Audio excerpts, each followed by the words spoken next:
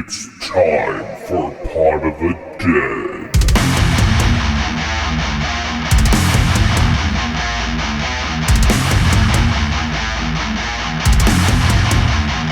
Join us. It was just caught me off guard. Anyway. Hello and welcome to Pot of the Dead. I'm your host, Nicholas, and with me, as always, are the two ladies, Stephanie and Natasha. Hello. Hello. On today's episode, we are covering the 2015 horror film, The Blackcoat's Daughter. Before our homework for this week, what did you girls, what's your history with this film? I had never heard of it, and so that means I knew nothing about it. And after watching it, I still don't know much about it. Okay. So there's that. Yeah, I had never heard of it either. And I was it's an A24 film. So I was like, usually those are my cup of tea. And so I was like, okay, I've never heard of this one, but we'll watch it anyway. I've not heard of a lot of A24 films that I've seen eventually. But yeah, so that was my experience. I didn't know Jack. So Yeah, I'd never seen this before. I'd seen the cover and stuff. I was very aware of the casting of it with was it Kiernan Shipka and Emma Roberts, they're on the cover of it and stuff. Mm-hmm. So I was like, oh, Sabrina and Julia Roberts' niece. I knew that they were in it. That's all I really knew about it. I actually didn't even know it was an A24 film until this was brought to our attention by our listener, Doug. So this was a listener requested film. And what did you put us through, Doug? What did you put us through? Oh, you just wait. I love this movie. Okay. I love this movie from all sorts of different angles. Wow. I was actually laying in bed. Steph had to take one of our daughters to work, and I got my shower and everything. I was just laying in bed listening to the soundtrack, the score to this film. Yeah. So, but yeah. So Tasha, before we start getting into all of this and everything, would you like to tell us what The Blackcoat's Daughter is about? Yeah. During the dead of winter, a troubled young woman, played by Emma Roberts, embarks on a mysterious journey to an isolated prep school where two stranded students, Kiernan Shipka and Lucy Boyton, face a sinister threat from an unseen evil force. Yeah. And the biggest thing about this film is this has got to be people that shit talk about A24 films. This is the most A24 film I can think of, in the sense of nothing really happens and people just stand around and it's slow and all this stuff. And it's yeah, but there's a lot of subtext and there's a lot of cinematography and shit that I fucking really liked. So this is what I think of when people shit talk A24, and I'm over here yes, but some people online are just literally nothing happened in this film. I'm it was amazing. Yeah, and I saw you had a Facebook post and it just said damn with the movie. And I was yes, I cannot wait. It's based off of the description. And then you being damn, I was jacked and ready to go. And then 45 minutes into it, nothing has happened yet. And then I dozed off. And I woke back up. Not much had happened. So we're back on that track. That track. Yeah. In my defense, I did watch it at night. So yeah, I can see that being kind of if I were to it's been a long day and throw this on, not having seen it before. Right. I can totally see that kind of dozing off or whatever, because it is definitely a quote unquote, it is a vibe. It is. This film is I'm not 100% sure if Doug had been listening to previous episodes and picked up on stuff that I was saying and suggested this film for the podcast because of that, but he has me in his sights in that sense of this film has a lot of Lynchian kind of stuff where how the camera pans at times, how things are framed off center and everything.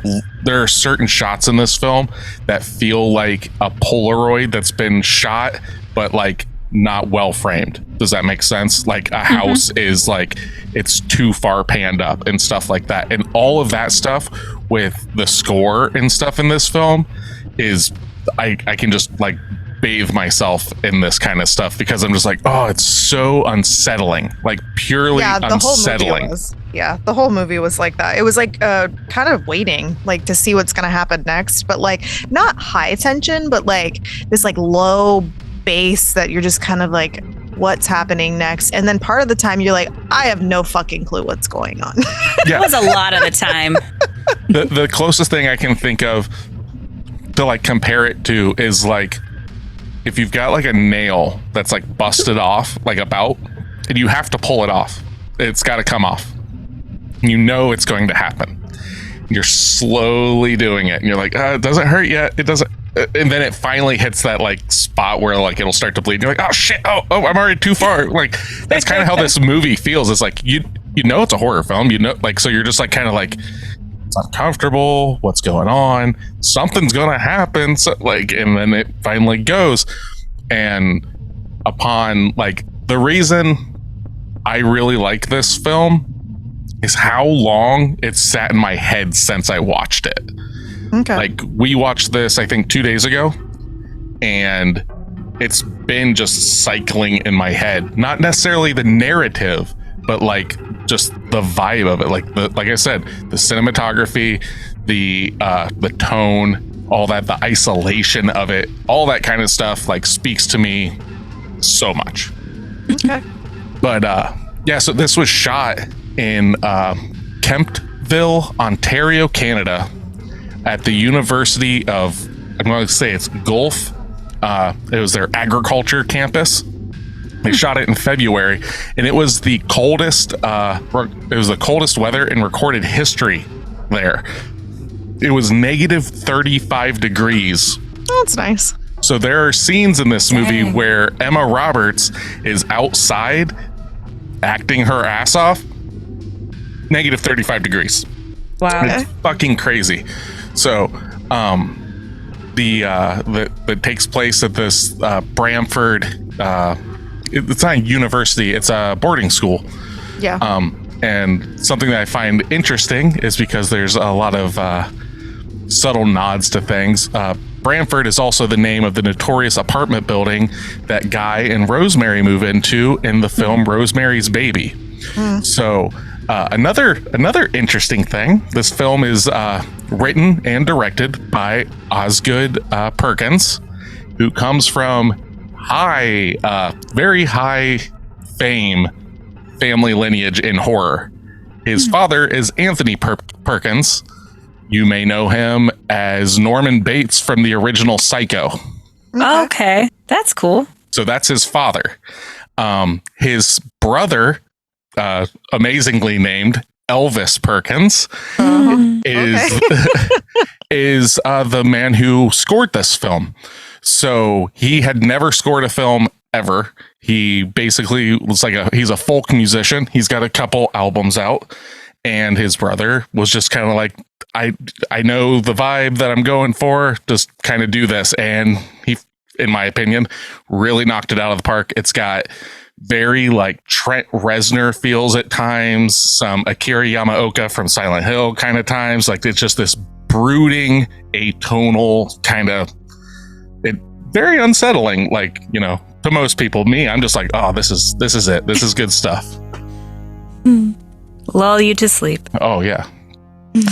But so when Osgood was trying to get this made and everything, he's like, these are some quotes of his. He's like, I got invited to a lot of nice offices where they would sit behind their desks and say, this is amazing, but we can't make this movie. Like, we don't make movies like this. And I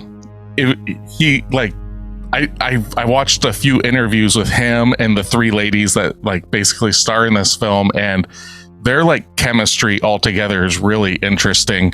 It seemed like it was like a really kind of like laid back atmosphere to get this made, but it was also like really rushed. They only had like I think 15 days to shoot this, and most scenes that they shot is like, we only have one shot at doing this. So in certain times, you know, when blood is somewhere, it's like, that's it, we have to do it because we don't have time to try to clean it up, to reset it and all this stuff. It's like, we have to fucking do it now. So this was actually his first film as well. Oz Perkins wrote and directed this. It got picked up. It went to like the film like cycles and stuff, like at the festivals. And for some reason, it took a really long time for this to come out. So much so that his second film actually made it to streaming before this was released. So his second film was I Am the Pretty Things That Live in the House, which I ended up watching before this to get the tone of this director, because I'd never seen any of his stuff. That being said, it's same vibe, it's a very vibey kind of film. And his third film, I am super stoked because it's coming out this summer, starring Nicolas Cage, and it's called Long Legs. And I am so pumped for this, especially after watching this. Yeah, we went to the movies, and that was like a preview that when we just saw a horror movie, and Nick's like excited because he wants to see that movie, and I said I am not seeing that. It's the trailers for it is super creepy. It is like exceptionally so. Yeah. So this came out in 2015. Some notable horror films from my taste for that is like, you've got The Devil's Candy, Baskin, Crimson Peak, Hell House LLC. Those are some that aren't going to be top contenders, but for 2015, that's like the year that Goosebumps is like the highest grossing horror film. I've seen that one. Yeah. Okay. The Visit, Insidious Chapter 3. I didn't know that they did a Poltergeist remake. Okay. I completely missed that. Krampus came out this year. Oh, okay. Yeah. Sinister 2, The Gallows, It Follows, which is a really interesting film that we'll probably end up watching for the podcast. What's that? Have you seen it? I have. It's not my cup of tea. I hear a ringing endorsement from Natasha. But it was also, this was also the year though that like Star Wars comes back. The Force Awakens is the highest like grossing film for the year. The reason I'm not asking you girls about box office and budget for this film is there's no budget to be found for this film. Wow. So I have searched high and low, and there's nothing out there about its budget. It did make pennies when it got released. It's made a lot more money in its like DVD and rentals and stuff like that. It's basically, I'm imagining, made probably about its money back. But it had a very limited release, which specifically at this time, 2015, A24, they weren't the A24 they are now. I mean, films like The Witch and stuff like that had come out, but you're not seeing the stuff that, you're not seeing Everything Everywhere All at Once kind of The Whale releases. Big The Whale. blockbusters. Yeah. Now that they're to the point where they're the biggest little indie out there. Like they're knocking on the door of like putting out. I think The Rock is going to be in a film. Like I think I heard him say that he's supposed to be in an A24 film soon. So like they're doing business. Let's just say. Now, I'm not the A24 fan. I am the A24 horror fan. But like, because they've got a lot of stuff. Like they put a lot of shit out. But I'm mostly in it for the ooky spookies. But I mean, The Northman you liked, and that's not really horror. No, but that's also Frankie, or is it Frankie? I can't remember. Edgars is his last name. Frank Edgars, I think is his name. It's the guy that did The Witch. Oh, so okay. yeah. So that movie was really good, and it was really super good. I hadn't seen like a A24 film that wasn't horror. Though I think that might be the only one I have seen, because like the Green Knight. The Green Knight. Well, you've seen Everything Everywhere All at Once. Oh, that's true. That movie is just a horror movie in itself because it's so crazy. It's insane. It is a fever dream. It's so crazy. Oh my God. I still haven't seen that one. Tasha, you got to just prepare yourself I know. if you ever do it. It's crazy. Yeah. I think that's why I've been putting it off, knowing how intense just everything is about it. It's mostly Oh a my God. drama. It's mostly a dramedy. It's drama and comedy. but it's like over it's the a top. it's a multiverse kind of film. Yeah, Oh, yeah. that's what So I've heard. And everything is so fucking outlandish Hot and dog crazy, and your brain's exploding because you're just going, "What is going on?" But Jamie Lee Curtis and stuff's in it, and that was good. But like, oh god, it's so crazy. So Osgood was very conscious of not just his casting, but like who he wanted to work with when making this. So he was asked, you were adamant to bring as many women as possible to work in front of and behind the camera. One particular example is your cinematographer, Julie Kirkwood. And Oz responded with, I just felt that what I had written was so feminine that it would have felt so weird to be with other guys on set. I didn't think that a guy and I were going to be able to capture all the feminine, sensitive nature of all that was happening. It might sound like a facade to say that, but it really isn't. The difference between men and women when it comes to sensitivity and tension really couldn't be more different. So to have Julie watching the women in the movie with me just seemed like good business for me. Smart. That's awesome. Yeah. So That's very cool that it was intentional. Yeah. And then Emma Roberts, how we ended up with the cast that we did. So Emma Roberts ends up with this script. She's been working on a American Horror Story and stuff, and the script shows up. She reads it and she's like, that's pretty interesting. She goes to sleep. She wakes up at 3:00 in the morning, like in a cold sweat, like with fucking nightmares about it and everything. She's like, that must have triggered something. So then she gets a hold of him. It's like, yeah, like through managers, I'd totally like to be a part of this. I have someone in mind though for another person in this film, and that was Kiernan Shipka. So she suggested her, and this was before Sabrina and stuff. I guess that Kiernan had been on Mad Men since she was like 6 years old. Okay. And like worked through that. So that show had just ended. I think she was 15 when this movie, when she filmed this film. Okay. So she was like, it was one of those things like, I had seen the cover of this after Sabrina had come out, and I was just like, oh, they're in this. Okay. And then just moved on. But I was wrong. This was interesting. So, It but was. you girls want to get into it? Yes. Yes. All right. So, Pot of the Dead is a movie club. With that, we are about to go into spoiler territory. If you have not seen The Blackcoat's Daughter, it is currently streaming on HBO and showing up in my bail box soon. Max. Oh, it's Max. Whatever. I don't give a shit. It's filming it's on Max under the A24 area. Max, honey, Max. Sure. It's the Warner Brothers. It's the Warner Brothers app. Sure. But if you haven't seen it, check it out. It's an hour and a half. Like it's a quick. It is pretty quick. Yeah. It's a quick watch. And if you have seen it, stick around. We're going to be talking about it. Really kind of, hopefully getting Tasha some clarity in this, it seems. Yes, please. But Did Drew watch this with you, Tasha? Yes. Okay. Did he get any of it? He wasn't a fan either. Okay. Yeah. Okay. But if you haven't, check it out. If you don't care about spoilers, stick around. At the end of the episode, we're going to give out homework next week. Oh yeah, I want to reveal something. It's May, so this is going to be May 24. We're just going to cover some A24 films this year to kind of get them out of the way, in a sense, because don't say that because they're great. Will you let me fucking finish my sentence?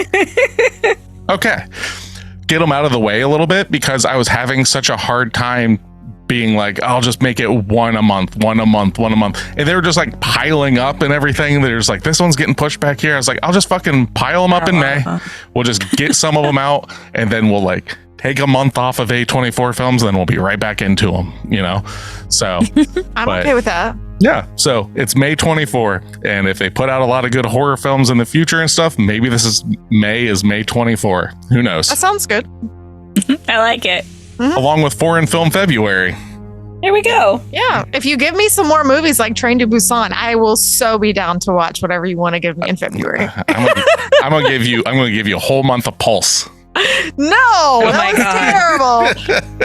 Please Tasha and I don't. will both be sleeping. Yeah. But yes, If you want me to have content to talk about, I have to be able to stay awake. Yeah. So what happened during the movie? I mean, like, there's a dog covered in donuts, and then I don't know. That being said, Sydney was telling me that she had a dream that you were in, Tasha, and I told her to call you about it. Basically, you came over and you had like this hamster that was like super aggressive, and then like it got out, and you're like, "No, catch the hamster, or it's gonna get the dogs." And she's like freaking out about it. It was this whole thing, and then she like woke up, and she's like, "Whoa, what's going on?" I was like, "You need to call your aunt and let her know you're dreaming about her." That's ridiculous. Sid's been on a hamster kick lately. She has, very- yeah. Sounds like I gotta get her one. No. Yeah. No, I think that's what she was asking for. We're like, girl, you can't even keep your room clean. The thing would get lost in there. Yeah. Oh, yeah. But at the end of the episode, we'll give out homework for next week, and we also usually, tell you guys some things that we want to champion that may be horror related, may not be. But without any further ado, we are going to try to unravel the mystery that is the Blackcoat's daughter. So if you want to be a part of our club, you can find us at facebook.com/podofthedead or else on Instagram at pod_of_the_dead or on TikTok at podofthedead. If you want to email us any questions, any complaints, or movie recommendations, you can email us at podofthedead666@gmail.com. Yes. With that being said, Tasha, do you want to give me that 10 out of 10 review? Yes, sir. These are the First- words of Natasha. She wrote this herself. I mean, the first few words are accurate. I had no idea what this film was about. Truth. And didn't read any reviews or watch any trailers. It is rare that I see a movie without knowing anything about it. I recommend not looking into what this movie is about before watching it. This is Natasha speaking. I wholeheartedly disagree with that. You need some type of footing to know what you're in for. I don't know. This is a film that like I'm excited to watch it again. Like because now that I know, like going back and rewatching it to pick up other things, but the mystery of it as you go through, that was so interesting. Steph and I just going like, what the fuck is going? Why is she acting so weird? Wait, hold on, what the fuck? And then once it's kind of revealed there at the end, it's like, oh shit, okay. And then to get to rewatch it and pick up on things would be very interesting. And I need a little bit more nuggets kind of tossed in throughout, because the payoff at the very end, like I was already checked out because it's so there's so little happening for so long, and you start to go like, oh, I bet this is gonna happen, and the other shoe just doesn't drop. Okay. True. And it's in a timely manner for me as the inattentive viewer. I think it does, and once we get through all this, I'll kind of like be like, this is what happened, and this is the over, like the umbrella that is this film, and maybe that'll make you like it more. I don't know. I'm not going to try to sell you on the movie, but like it'll at least give you maybe what pieces you might be missing. Yeah. So I will say I do want to rewatch this. I want to like it. But just upon first viewing, like I'm not going to shit on it. It's a lot about me more than the movie, I'm sure. But yeah, I can 100% say like, okay, so like our scaling, right? I don't expect this to be like you're gonna like this film. I really don't. I this is definitely an acquired taste movie, but if it's your taste, you're gonna really fucking like it.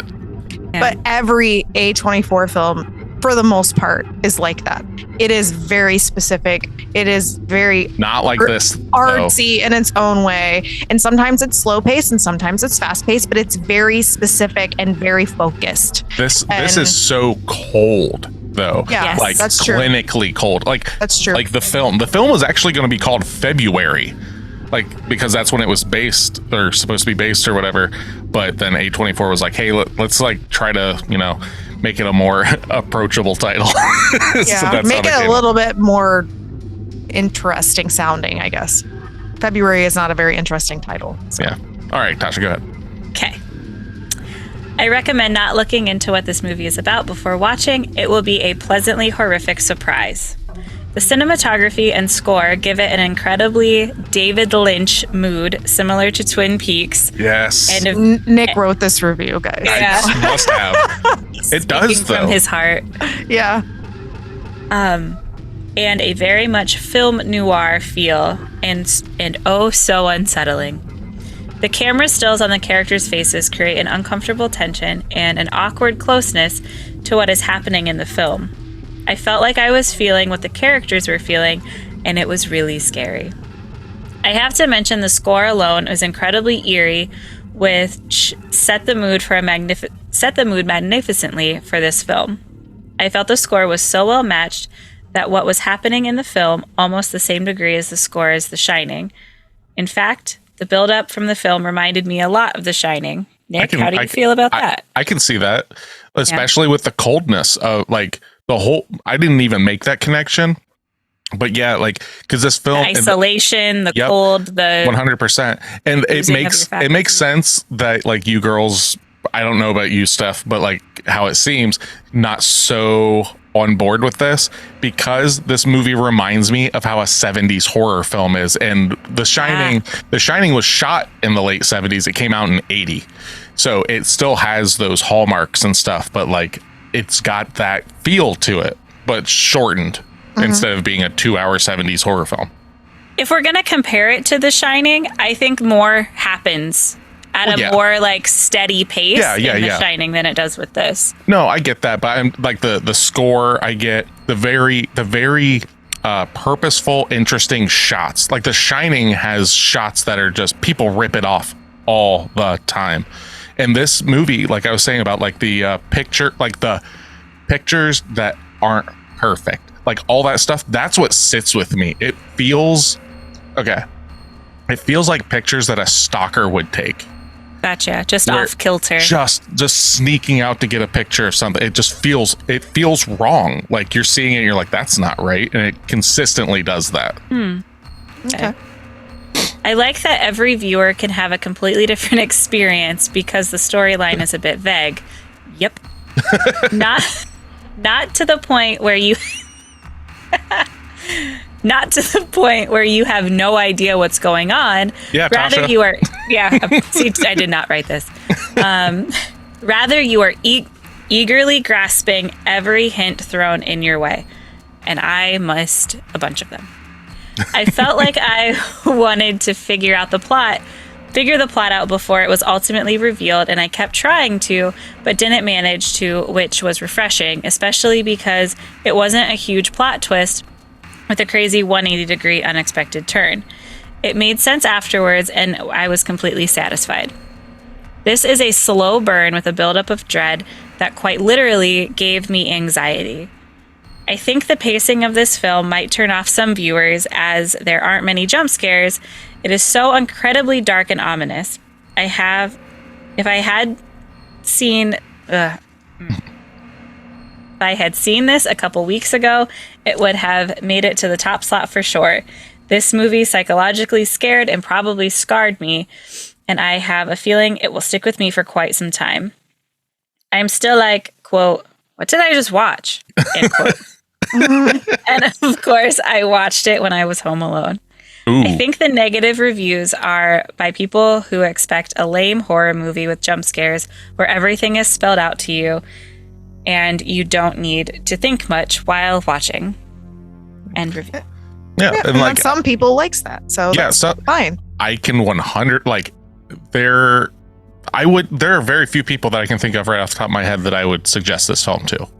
Correct. The fact that it came in through email from Doug, and I was just like, well, I haven't seen, but this is one that we haven't seen. The others that were on the list and stuff, it was like scene, you know, one of them, I was like, I'm not going to put them through this on here. Maybe when we start Patreon, maybe I'll terrorize you there. But Nice. That feels so good. yeah, that'll be the whole. That's the I reason. feel exploited. I know. That's the point. You want to pay dollars to see this? All right. So you see Tasha screaming at a Yeah. as I'm See sitting all there of my going, I can't. faces. Oh Yeah, God! I'm like, I can't believe this is happening. They're eating their faces. But no, it definitely, like, this is not for your, this is not a popcorn film. This is not something for people to just throw on and just be like, yep, this is awesome. It literally is I feel it's like a love note to 70s horror films in a way. And the fact that, like, I thought that kind of stuff, and then later it's like to find out that his dad was in, Psycho, which is in the 60s, and like all this kind of stuff. It's like, oh my God, like, it makes sense that, like, this was just something kind of in his blood in a way. And this is what and it's interesting too that he wrote and directed, and this was his first film. Like, for me, it's like, That's really cool. yeah. All right, let's hear that heresy. That 1 out of 10. I am just too damn dumb to understand. Am I just too damn dumb to understand this movie? Tasha's This like, is my review. yeah, Because that's how I felt. absolutely nothing happened. There was no plot, no character development. Am I supposed to feel something for these girls? I know absolutely nothing about them. And I learned nothing the whole movie. There was approximately 20 lines of dialogue in total. I have no idea what other reviewers see in this movie because all I saw was an incredibly boring cliche possession movie. Cliche, get the fuck out of here. This is not cliche. I am sorry. Go on. Okay. It wasn't scary, chilling, or even slightly creepy. Just a dull knife and some demonic murders of literally zero consequence. Okay, so that is kind of true a little bit. I can't understand the not creepy. It's like, what the fuck are you talking about? Like, Kiernan Shipka is creepy as fuck through this whole film. But it's very subtle. It's not in your face like some movies are. I'm sorry. Is that Catherine's role? Yes. Yeah. Okay. Yeah. Sabrina. Yeah. So I'm sorry that it's not the creature on top of the fucking armoire or whatever in The Conjuring. Like, Yeah. like, Yeah. But The And I think Conjuring was that's- a little more subtle too, though. So, but yeah. I think that's where I also like this movie when the time that we watched it. I'm kind of inundated right now with possession stuff. And Yeah. that's one, not my go-to Me for neither. horror movie or book. And right now I'm reading a book where it's teetering on possession. We watched that movie. We watched this movie. Yep. So I'm We've interested seen a in lot of it. Yeah. yeah. I'm interested in seeing this at a different time. Yeah. Maybe in February. Maybe. Okay. We're not done. Yeah, we're not. We But got like wait, there's more. 3 more sentences. Okay, I'm just going to reiterate the last one. Just a dull knife and some demonic murders of literally zero consequence. What was the point? There were none the entire time. For a movie that claims to be chilling, dark drama, I expected at least a little plot. Not to mention the acting was horrible and the line Whoa. delivery monotone. Oh, Nothing was fuck there. out of here. Nothing was there to keep my interest for more than a few minutes at a time. A massive disappointment. Okay. Fuck this Here we guy. go. Fuck. Well, fuck he's right that about the person. monotone thing. That is part Yes. of the I don't- storyline. Her, like, Kat, yeah. Like, but there's a reason for that. The other, realistically, Joan, who we're in spoiler territory, is Kat. Mm-hmm. Whoa. Oh, are you serious? She didn't catch it. That's, Okay. Yeah. It's the same yeah. person 9 years later. 8 years later. All right, we're going to. Okay. Get there, Tasha, Tasha? let this sink in for Tasha. That's All right. cool. All right.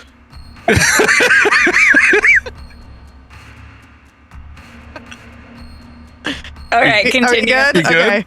Okay. Okay. Okay. Yeah. You didn't Okay, so do you remember? Nope. Do you remember the scene that, like, she kills somebody? Like, it's like a flashback thing, and she's holding an ID that says Joan, and it's not her. But Okay. Continue. so she's stolen someone's identity as she's older, right? She escaped out of a sane asylum, or wherever she was placed, because of what she did when she was a teenager. In the movie, we got to see that. And then she was placed in like a mental health facility or whatever. Saw that. And then she escaped that and then just happened to be at a place, we don't know if it was why, that runs into a parent that was also associated to her. And she went into the bathroom and was looking at her ID, and it says Joan, but it's not her face on it. And while she's also talking to the dad in the hotel room, she's having some flashbacks and stuff. And there's this feet thing in the tub. That feet thing in the tub also happens in the past when she was younger, when it was involving the other girl. So like you can associate those two scenes being associated. So you're like, why is the same person that doesn't necessarily look like her, but kind of looks like her? Why are they both having that same view? It's because it's the same girl. Got it. So the overarching, the underlying overarching, however you want to look at it, underlying, direction. yeah, the underlying vibe of this film is abandonment. Yeah. So what? Okay, so Picked Kat. up on that. Yeah. So Kat, so badly, like her parents aren't coming to see her and stuff like that. It's alluded to that they might died? be dead in like a car accident. Yes. Now that could be something that's being shown to her from Satan, like True. right? So basically you see this throughout, like the headmaster and stuff. Like she's grasping at anybody to be a father figure to her, to want her around. Yeah. And it's not happening. She's left out in the cold, literally, consistently. And then when something does take attention to her, the devil, she finally feels like something cares about her. So then during the exorcism scene, and it leaves her, she literally is crying and says, "Don't go," because it's the only thing that cares about her. So she's down there in the basement. She's got, like, when it's younger Kat, you know, she's doing the heads and all this stuff, and the furnace is burning and everything. That's the depiction of Satan in this film, outside of like the spectral kind of thing. So later on in the film, when she kills Rose's parents, she's getting a ride back, not to kill her parents, but because she's trying to get back to the devil, because that's what she's trying to do. So she ends up killing the parents in the same way, to gather their heads, to bring them to him, and he doesn't show up, and she's abandoned again. And that's why at the end of the film, she's breaking down so hard, because she has done everything she can for the one thing that gave a shit about her for a little bit, and he doesn't care, and he's not there anymore. And now she's just left with what she's done. Yeah, because like when Rose was left there to like keep an eye on her while everybody left for a holiday and stuff, because Rose's parents weren't showing up, because Rose basically lied to her parents so she could hang out with her boyfriend and tell him that she's knocked up. She basically just looks at this girl like she's she's a waste of time. Like she just doesn't want to deal with her. Like, I'm gonna go do my own thing. Go, you know, she's not necessarily mean to her, but she's just kind of like, I don't really care about you. Very dismissive. Yeah, Like big sister energy. Yeah, and so like all of that's treated that way. And then even with the ladies that work there, and they go to eat and stuff, they treat her like crap.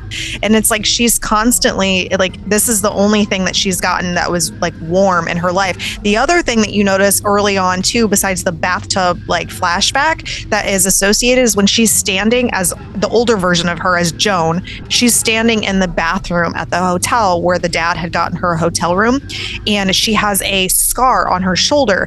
And when you flash back to when she was in the basement with the heads that she had collected to give to, you know, as like a sacrifice or whatever to the devil, or because he made her do it, whatever it was, she got shot And we saw that from the police officer. We assumed that because you didn't know necessarily then that was the same person, but that's where she ended up getting the bullet wound and that she still has a scar on her shoulder for. So that's how I associated the two, because I was like, oh, well, there's that, and they were both associated to the same character. So obviously they also have like this weird, like dark roots, but like blonde, washy, ashy hair, and like that, and their pale skin and all that. So that's kind of how I associated that they were probably related. Shit. Yeah, we were like watching the film, like we were just like, well, is this different timelines? Is this different?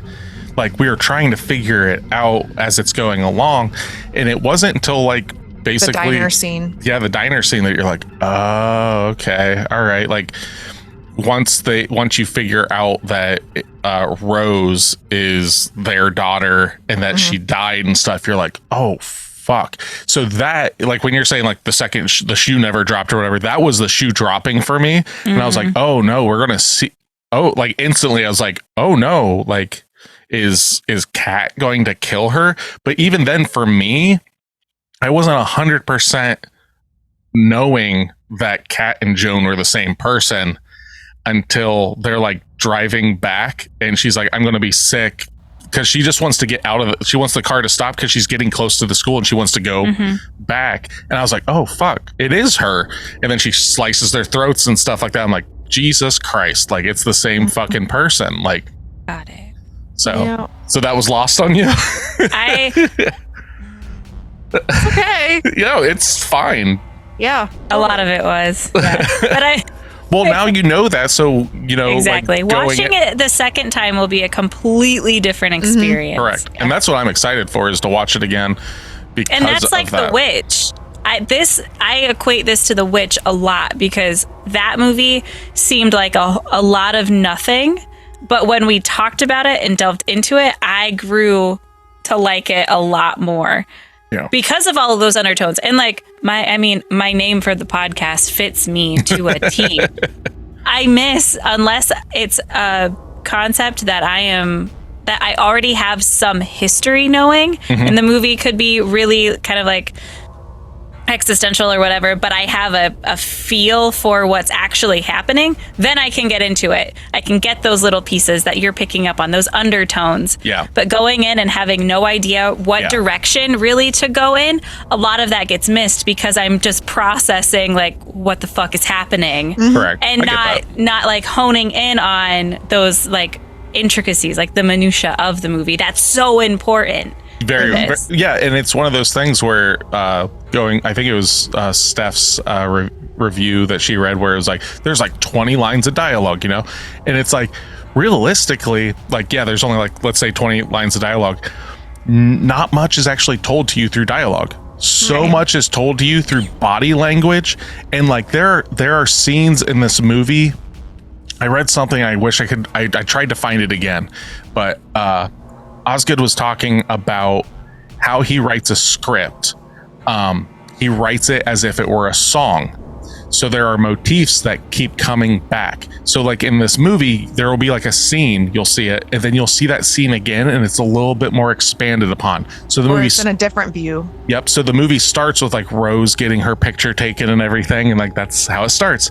And the second time you see that is one of my favorite scenes in it, because it's so depressing. You see her put on this smile, and then you just see the weight of she thinks she might be pregnant and all this stuff like just settle on her, and you see that facade of happy, and then just like that is such a fucking effective scene with no dialogue. It's like it's kind of slow, and it's kind of got like this like when they're talking like Lynch and stuff like that, it has this dreamlike quality where it's very strange.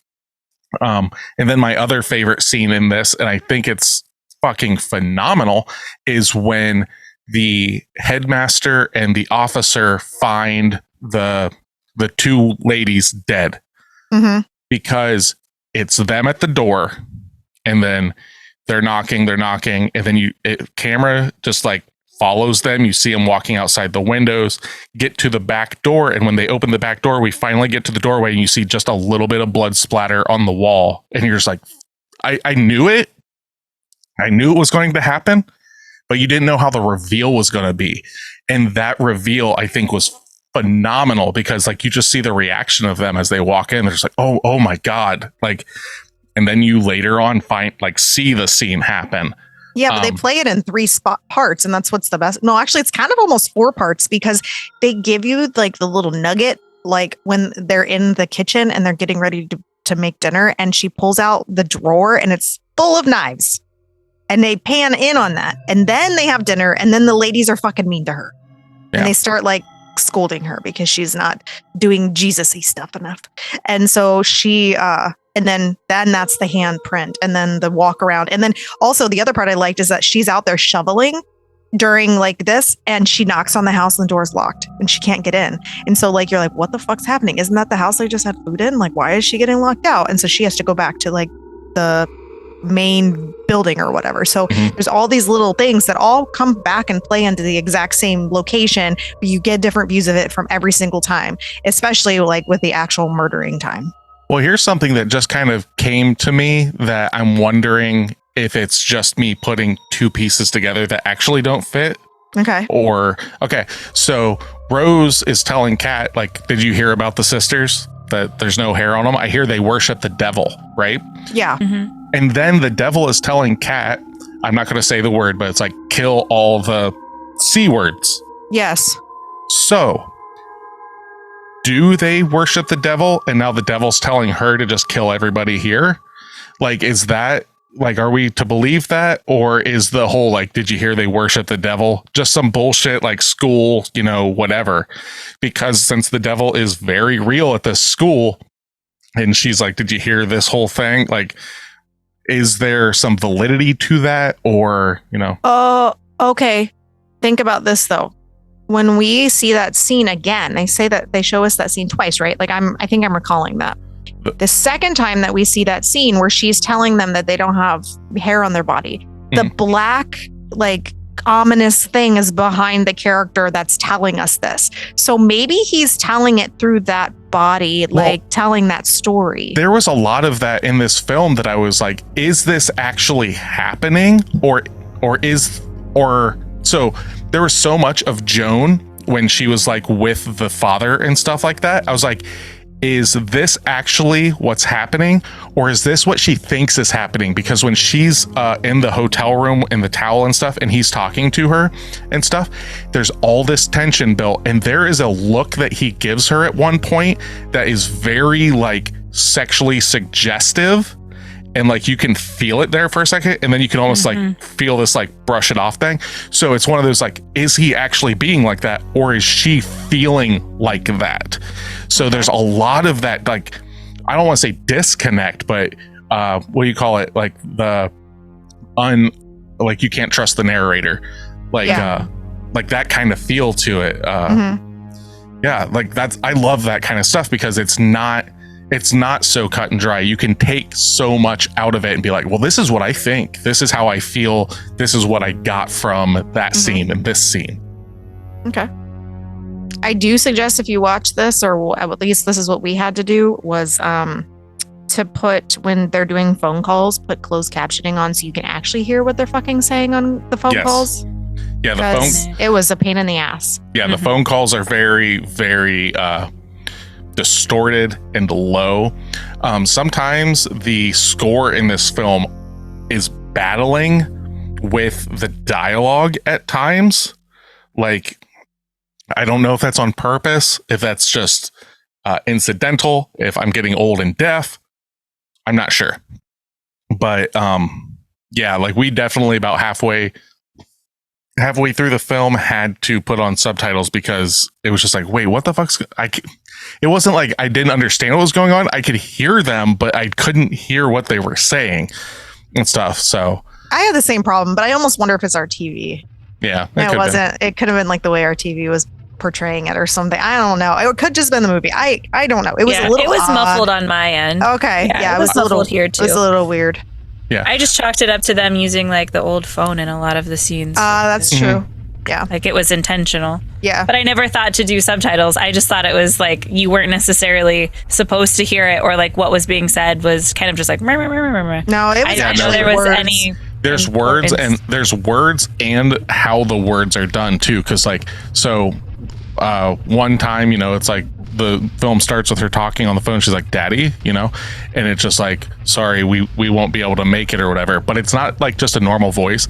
It's like pitch bending down and stuff like that. It's like it seems inhuman. Every time she's on that phone, it's with the devil.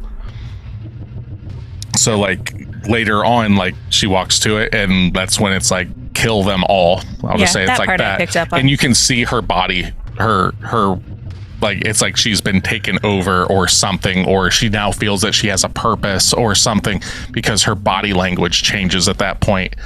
Another thing though that we were talking about is the visual like, I don't know, degradation of Kat's character. The further we go into the film, the more worse. Her eyes are darker and all this stuff, and her skin's paler. I fucking love that, because it's so subtle over time, and you can always just tell, like throughout the film, we just kept going like, what the fuck is wrong with this girl? Like there's something going on. It's because she's like staring at the devil the whole time or whatever. Like even when she's talking to the priest, he's like, what are you smiling about? She's like, oh, I was smiling. Oh, I just wish you could stay for my recital. Like all that kind of stuff. It's like, oh, that's so good. Yeah, it is interesting. But yeah, unless you do you have anything else that you'd like to ask Tasha? No, I think you've done a really good summary of this. Thank you. Okay. Yeah, absolutely. I hope I now know what's happening. Good. That's good. When you watch it again, come back to the podcast, and when we get into spoiler territory of another, like whatever, you can just be like, oh, so I watched it and maybe you bumped it up like 30 points. Who knows? But 30 whole points. Yeah, 30 whole points. We'll just carry them over into other films. Right. We'll put Reanimator on the list again and just carry all those points over to that. Yeah. No. But Nick wishes. I know. We'll let's get into our reviews then. Okay. So, why don't you go first? Me? Yeah, since you love it. Okay. So I've been talking a lot and talking up this film and stuff. Yes. Thank you, Doug. I really like this film a lot. From the cinematography, the soundtrack, all that stuff. The time, oh god, it's an hour and a half. All the best horror films are an hour and a half. In and out, fuck yeah. I cannot wait to see more of his films. I will say that his second film, I Am the Pretty Things That Live in the House, I don't think is as good as this one. But it is an interesting ghost story. So this one's possession. That one's a ghost story. And then Long Legs is like an FBI investigating a serial killer kind of story. Ooh. Is what it's said to be. Now, whether that's They how also it said goes. this was something else too. So like the blurb for this, or synopsis, however they want to word it, did not convey what this movie is. Right. Yeah. I agree. I mean, it loosely did. Yeah, but not in the sense of like what you actually understood what you're getting into. You can't say like a girl comes back 8 years later and tries to get her Satan daddy back. Yeah, That's fair. it's true. How Satan got his groove back. Yeah. But fucking this banger, super good. You can find like the soundtrack for this is not on Spotify and stuff. You have to buy it through Bandcamp and stuff. If anybody, if they put out a vinyl release of this, I'm buying it. Like I fucking love it. It's super good. But all that being said, Oz Perkins has a new fan. I am giving The Blackcoat's Daughter a 7.25 out of 10. He's doing quarters again today. I feel that when I watch it again, I can see that score going up. Okay. So upon initial viewing, now I'm going to get to watch it and just appreciate it. And I was already picking up on a lot of that stuff, but still trying to figure out what was going on. Now I don't have to figure it out, and I can just like really just bathe myself in it. I was really fighting myself with upwards of an 8 on this movie. The reason I brought it back was like sometimes like the audio is just like battling here and there. Some very nitpicky things. Okay. But yes, I'm very comfortable with the 7.25. Could push a little higher, but that's where I feel comfortable giving it. Okay. What do you got, Tasha? I'm sorry. No, you don't. I'm bringing this down. That's fine. It wasn't first time through. It wasn't for me. The pacing was very slow. The dialogue was nearly non-existent. I will say the acting was very good. Kat's character's dialogue just was so boring for the majority of it. Just the way she spoke, like you said, the monotone of it. She just sounded and I get it now. She wasn't there, and now that conveys that she wasn't there, because it was like she was talking as if she was dreamy the whole time. That now makes sense. It's almost like if you're talking to me, but I'm watching TV, and it's like, yeah, oh, what? Like, it's very but much having that for an entire movie and watching somebody like that was hard, to say the least. Yeah, so short answer, I'm giving it a 3. Oh my God. First time around, it doesn't have a ton of redeeming qualities, but this is but this is one I'm willing to give a second chance. Okay. So there's that. Okay. So a 3. Yeah. I agree. This movie's slow. It is monotone. I do like the filmography in this. I do like the ominous feeling. It does have mild tension, like that builds. I like all of that. I do think that it lacks an execution in a lot of ways, for my own personal tastes. So when I went into this, like, I didn't fall asleep. I wasn't going to try to fall asleep. You know what I mean? So like it was one of those things where it kept my attention enough. I like the artistry of it. Yeah, I agree with Nick on the audio. It could use some work. The actual, if you look at, like, obviously other than just the possession aspect of it and like the little bits and pieces, it was kind of barely a plot. So I want something that has a little more meat on the bones.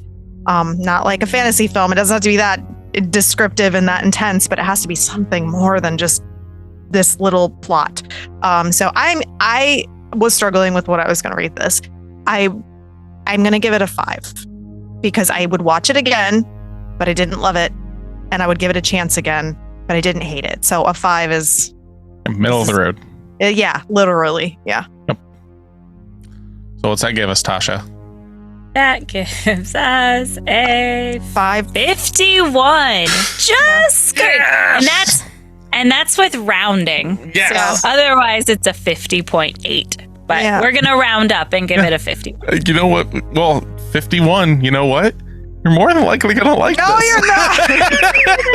By the skin of its teeth. Barely. Maybe. This is definitely mileage may vary. Yeah. Definitely. Yeah. The reason we're at 50, what was it, 50.8? Is because it is so much like, you're either gonna fucking really like this film or you are not. And it's if I weren't here, like, it's tanking on a score because we have one person that's like, this is my fucking shit. You know. Yeah. So okay. But let's do it out of just Steph and I, and it's a 40. Okay. So there you go. But yeah, it's if you like artsy, I hate using those phrases. But I don't know how else you explain it. I mean, that's the hard part about it. Cerebral. Yeah. Maybe. If you contemplative. If you're into film, if watching movies isn't just something to throw on, but if you're like actually into film movie. Yeah, if you're actually, and it still sounds like head firmly up ass. You want a thinker? Yeah. Yeah, like if you're actually wanting to, like, hey, like, and I think A24 is kind of that 100% place. Yeah. So like, it definitely, like, A24 and Neon are definitely like the companies that are putting films out that make you go, this is like, it's not just, Nightmare on Elm Street. They don't hand it to you. I mean, realistically, if you think about most A24 films, a lot of it is just, you have to infer what's happening. Like, they don't hand it to you on a platter. So, Yeah. I mean, they do a couple things, but most of the time you just kind of have to pay attention. It's a lot of paying attention. That's what this month's gonna be, baby. Yeah. 'Cause it's May 24. But there are a lot of A24 movies where I, as somebody who I feel like I pay attention, I just don't pick up on certain things. There are certain movies that do it better than others for my brain. Well, Yeah. absolutely. And that's the thing, though, is like not all A24 films are created equal. You know, like there are directors that are, you know, that have had multiple films through them and stuff. You know, like Ari Aster, for instance. You know, like Midsummer, Hereditary. Yes. You know, like that's one guy, and then like The Witch, The Northman, stuff like that. I think he also did The Lighthouse, which I want to see sometime. That's the Robert Pattinson one, right? Yeah, that's I wanna see the that same guy that did The Witch. Oh yeah, we'll probably like that. Yeah, so Definitely in Ari Aster's camp. That's for sure. There you go. Yeah, I like both those guys, but I'm definitely like this film. It's talking to me. I may be staring off camera a bit because it's talking to me. Oh dear. But yeah, so you girls have anything that you want to champion before we give out homework? Yes, I'm gonna go first today. right. I don't have any books. Sorry, no tentacle porn today. Damn it. I haven't Next. been reading. I haven't been reading anything that's great. So I guess I'm gonna talk about three little things quickly. They're all movies. Nick and I did go and see. I'm not gonna say I'm gonna champion this, but I'm at least going to give my perspective of it. We did go see the new Abigail movie, which is a vampire movie that's a ballerina that just came out, and it was a movie, and it was entertaining enough. It was weird, and it was actually like kind of the house that was in was really cool. The premise of it was lacking for me, but I love vampires, so I wanted to see it. So I don't necessarily say I would champion it, but I would say that if you like vampire films and you aren't looking for the best plot ever and some humor and some ridiculousness, you might like it. If you like popcorn horror films, Probably, this is yeah. for you. Yeah, it's dorky in its own way. It's not really that scary, Got a but Danzig song in it. okay, it has the gore in it's just ridiculous, but yeah, it was a movie. I didn't hate it. It was just not my favorite, but I would say if you're looking for a horror movie that's out right now and you want to go see a movie, maybe that might be your jam. As for movies, I've also rewatched two movies I've watched a bunch of times, and I forgot how much I love them, so I'm going to talk about them because I just love them so much. So the first one, I rewatched Shang-Chi, and I'm here to say, because a lot of people haven't seen this movie, this is literally the most underrated Marvel movie ever made. Like, it is incredible. It's beautiful. The storyline's amazing. I watched it the second time past week, and I was like, I cannot believe that this movie is this good. Like, it is amazing. It has really good rewatchability.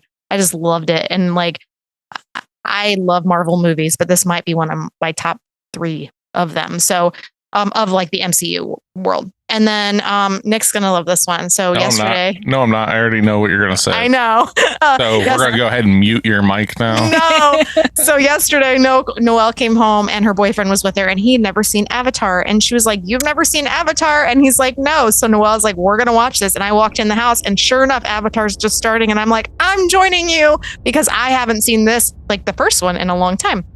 And I forgot how amazing it was. Like, I really loved the second one. And I've watched that one multiple times since it's been out, but I haven't went back and rewatched the first one because the girls kind of wore me out of it when they were little because they watched it on repeat. And so we watched it again, and I was like, this is such a damn good movie. Mm-hmm. Like, it is beautiful, and the plot is just fucking phenomenal. It's Pocahontas. I don't care what it is. Yeah.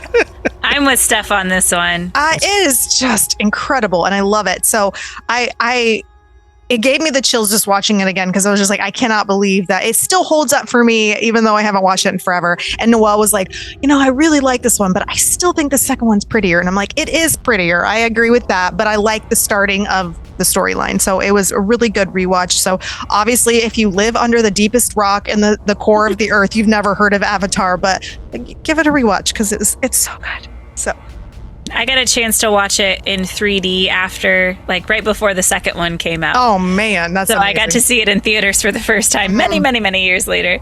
And yes, I agree with you. It's phenomenal. Beautiful. And like you said, it's just a fun movie to watch. I shouldn't say fun, but like, I enjoy just watching the it. spectacle. Yeah. Exactly. Yeah, it's beautiful. Yeah. Oh, it's a great movie. So, all right, what do you guys got? I don't have media.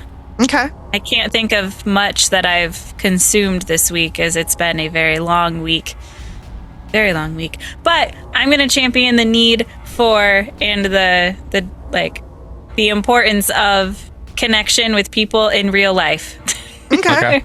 That's a good one. And I think that fits with the movie.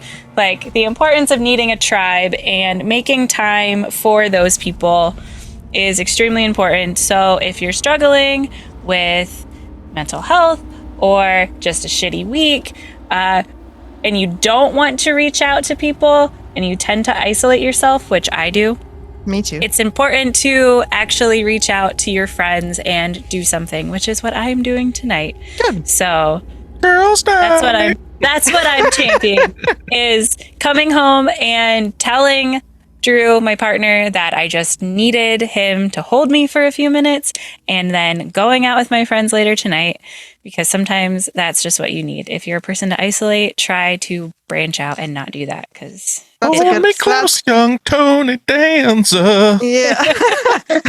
That's good advice, Tasha. Good advice. thank you. What's up, Nick? So my things are not new. These are not new things, but they are things that I want to champion. One is something I want to champion, and the other is an update on a previous statement that I had made. So Okay. I'll start with the update. So when we covered Alien, I said, Alien, like I love this movie. I think I gave it like a 9. And I was like, I think that Aliens might be better. So I rewatched Aliens. Yep. I am wrong. I like Really? Alien. Yes. I remember loving Aliens as a kid. I think I'd give probably Aliens like maybe a 7.5 ish, like that much of a difference. Because you see more aliens and you get gunshots and stuff, but as a tone of a film, it's just an action film that has aliens in it. And it looks neat, but like as a movie experience for myself, I prefer the first one. So Can I add on to this a little bit? go ahead. It's also, Okay. I think I know what you're going to say. Okay. So We're watching. Nick puts Aliens on. I'm sitting in the living room the other day, and we were talking, and I was like, I don't think this is a movie I'm recalling. And so we're talking about the Aliens movies. And remember, if you guys have listened to our Alien movie, our reviews, we were talking about Aliens 4, and Nick's like, that movie was a big old bag of crap. So I looked it up and I was like, I remember watching that movie and I loved it multiple times. And so, because I thought You're it the was only person on Maybe. planet Earth. and he was like the white, like weird alien. And I was like, I remember that. That's the baby. And he was like, I can't believe, like, he's just like completely disgusted with me. And I was like, I loved that movie. And because, what happened was I was like, does this movie have underwater aliens? And he's like, I don't think so. And I'm like, there's a movie I've seen. An alien stands up out of water. She's like, no, like in the like water. swimming in like, water. no. And he's like, I don't know where that's from. And I'm like, so I Googled it and it was like Aliens 4. And I was like, oh shit. So it turns out that, Nick said I ain't gonna like it. I love that movie. So there you go. I didn't say you weren't going to like it. I just said it was dog shit. Yeah. So it wasn't Aliens that I hilarious. thought it was. It was actually Aliens. The thing though that I am going to champion though, is if you know me in person for a long time, like if you've known me, there's not a lot of you left that knows me from when I was like in school, like elementary and middle school, right? Formative years, and still to this day, big Smashing Pumpkins fan. Okay, so I did a little reevaluation this week on their core discography from like before they fully broke up and then came back and have done stuff since. But like from Gish to Machina or Machina, however you want to pronounce it, I don't care. I called it Machina forever. Now I'm looking at it like it might be Machina. I've never heard it said for that title, so who fucking knows? But what I'm here to say is like, so the Smashing Pumpkins are mostly known for Siamese Dream and Melancholy and the Infinite Sadness. Those are considered their benchmark albums. And I am here to say you sir, are wrong. Their final album as a core that came out in 2000, Machina, is without a doubt their best album. Wow. So this is why. Now, obviously, you know, mileage may vary. But do you like riffs? We got some songs here that are riffy. Do you like shoegazy bits? We got that. Do you like goth pop rock songs? We got that. Do you like super dramatic like choruses? We got that. This album, as I was listening to it for probably the fourth time today, because I literally listened to it on repeat. So much of what My Chemical Romance went on to do with the Black Parade, they pulled from this. Okay. In just its visuals and its approach to music and stuff like that. So in 2000, you've got a bald Billy Corgan basically being this like super emotional gothy guy doing like fucking power pop rock kind of gothy stuff. And I remember it coming out. I remember liking it, but like I have so much nostalgia for earlier albums. But like I said, I did kind of a reevaluation. I was like, I think this is actually like a better album. Like just all in all, it's a lot of things. So if you've never really listened to that album, definitely give it a check. Because most people are more familiar with Siamese Dream and Melancholy. The album after Melancholy, Adore, came out, which was a commercial failure. And that's the biggest thing, is these albums were commercial failures, because when they came out, like the alternative rock scene wasn't in vogue anymore. We were getting into the nu metal era and stuff like that. So like this came out in 2000. So like the boy bands are really popular. Korn is on, like Eminem, all this stuff. People didn't want to listen to a band that came out like with Nirvana and Pearl Jam and stuff like that. So if you kind of missed out on this album, it is a long album. It's not going to be that like every song. I'm not saying it's the best album ever or anything like that, but definitely give it a shot. There's something there for everyone. Granted, if you can't stand Billy Corgan's voice, it's not going to be for you. Sorry. Like it just won't. You're not a Smashing Pumpkins fan. Exactly. But like, you know, you like 1979, or maybe you like, you know, Bullet with Butterfly Wings, something like that. You're going to get that kind of stuff. Like it's got some meat to its bones. It also has what I consider to be the most beautiful song ever put on an album. It is called Stand Inside Your Love, and it is fucking great. So there you go. That's right. My championing for the week. I have a question for Tasha. Yes. So do you do what Nick does, and are you a full album listener, or are you just a song listener? So both. A lot of times I'll go through and get a feel. Okay. And if I like the band, I will listen to the whole album. With this one, so like I don't go straight. I'll start with the album, and then I'll just kind of pick like I don't like it, and then I toss that song aside, and then I keep going through. I don't listen straight through the first time. I pick out my favorites, and then I kind of keep going back to try out some other ones. So like Nick's talking about shoegazy and things that sound like certain other songs. I'm gonna go through that, but when we get to the gothic pop stuff, I'm probably gonna just like pass by that. When I'm saying like gothic pop, I'm not talking like, I don't even know what I'm comparing it to, but like all of their songs have been like, he's even said like just writing these like kind of goth pop songs and stuff like that. And by that I mean like they're super emotional, they're like rainy day kind of music and stuff like that. So it's not gothy pop like him or like Black Audio. It kind of has that gothy pop vibe. No, I would say gothy pop in the sense of like New Order or The Cure. Oh yeah, I'm not a fan of that either. Stuff like that where it's moody. I guess that maybe that's the way. Moody. And like he always has a very pop sensibility to what he's writing, even when it's like their quote unquote heavier songs. Like the album starts with one of their most heavy songs they've ever written. I think it's called The Everlasting Gaze.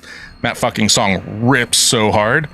But that's not how the whole album is. The album has so many like just really like get to a chorus of any song on that album, and those choruses are fucking massive. Yeah. So that's where I'm saying is like, you know, I think it's the best of their catalog because each one of their albums have like a song or two that I'm just like meh, and this one I'm just like nope, I can listen to this one all the way through. So That's good. That's yeah, cool. I don't ever listen to albums all the way through. So that's what I was wondering if I'm like the weird one here, or Nick is just, he's very much the listen to the album in its entirety to have a full comprehensive understanding of it. And I'm not a musician. I'm a writer. So he's a musician. There's a huge gap in that. Yeah. So I don't appreciate music in the way that he appreciates music. So that's why I was curious, like, because we talk about this sometimes and I'm like, I don't care. I just listen to the shit I like, and I can never explain to you exactly why. I just like it. Yeah, and then he's just very specific, and he likes things that are the whole picture. And I'm just like, I just want a little piece of the picture because that song rocks. So Yes, and that's how Drew and I are. I hadn't listened to a whole album straight through since streaming became a thing. yeah. Since I hadn't had CDs or something like that to have it all. And then he kind of taught me there's an importance to listening to it in the order that it was produced. Correct. Because it's produced in a very important order. yeah, So there are some albums that like a lot of AFI, like old, newer AFI that I'll listen to straight through because I have such a connection to that band. I love every song. And then you get a little deeper with loving the album as a whole. Okay. But that's only for really specific bands. correct, because certain songs will hit differently when it's set up by the song previous to it, because that's intentional. So like talking about the album, like there will be like a really soft song and everything, and then it's picked back up with something heavy, and then it comes back down, and it rides this thing. Not all albums are like that, but some, like, there definitely is a purpose of an album. Now, nowadays, it's not so much that important because a lot of bands and stuff just pop out singles. They don't even put out albums That's anymore. true. It's just like A a single, lot. a single, because that's not what people aren't. It has a lot to do with our attention spans, you know. You know, people just want the song. That's why pop songs are getting shorter and shorter and shorter, you know. But it is what it is. I think that's with a lot of things. People, like, even with books, it's like they want fast and they want it out quickly. They don't want to wait. And so I think that's the same thing with music. If you make a whole album, it takes longer than just to do one song. True. So, But I'm also that guy that, like, I will put on Lay My Bones Among the Rocks and Roots by Wolves in the Throne Room, and it's an 18-minute long song, and I'm just gonna go on this fucking like black metal journey. Like I just, and it's that vibe. It feels foggy and misty and ooh. And I'm about that. Like I'm down for that.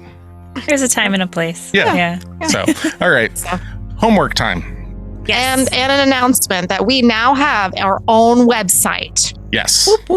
Pot of the Dead, or else.com. What was that? Pot of the Dead, or else.com. Say it for the people in the back. Pot of the Dead, or else.com. There we go. All right. Yeah, you can find it if you're listening to this. Obviously, you found us, but Yes. you can find all of our episodes on there and everything, and we'll be updating it in the coming weeks, months. You know, we'll try to keep up on it and everything. And like I said previously, talking about maybe doing a Patreon for some extra content. That's actually where this stuff will be getting posted in the future for video and stuff like that. So, but these are all things that the girls and I are talking about, bouncing around and seeing what's up. Yep. Seeing what everybody's time and commitments can be. So we still want it to be fun. We want it to be engaging with you. And we're always looking for more suggestions. So this film was suggested by Doug. Thank you, Doug. Thank you. For the suggestion. Yes. That being said, homework. It is May 24. So, shocker, we got another A24 film. This year, this one is a very recent one, as this came out last year. Oh, I think I know what it is. And it's from Australia. Okay, maybe not.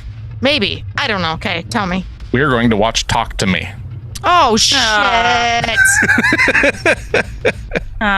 Oh my God. This is going to be actually fucking scary. Yeah. Oh my God. This is my favorite film from last year. You're going to be like, yeah, I know. I'm thinking you're going to be like, we're going to watch a Pearl. And I'm like, yes. And then, no. Or Green Room. Or like, Midsummer. So ready Something. for midsummer. Well, when That's what I you was hoping for. check out this episode, if you go to our Facebook and Instagram, you will see our month schedule. So that will. Yeah, you didn't pay attention last time. I don't. So I actually like being surprised. So At the beginning of every same month, here. I put out the schedule.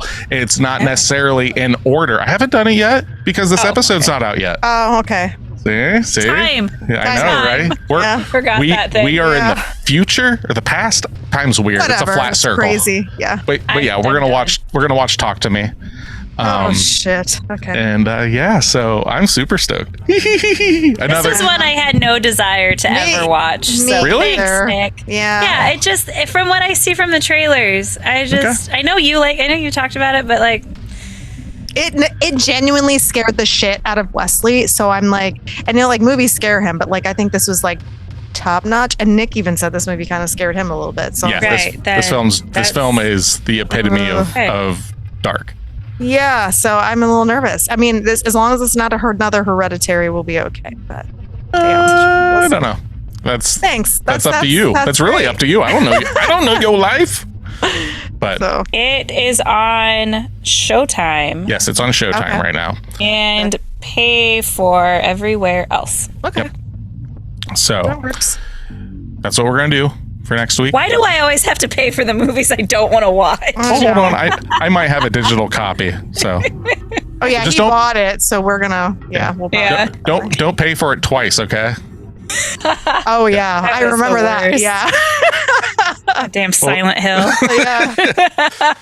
For Pot of the Dead, I am Nicholas. I'm Stephanie. And I'm Natasha. Come back and listen to us. Or else.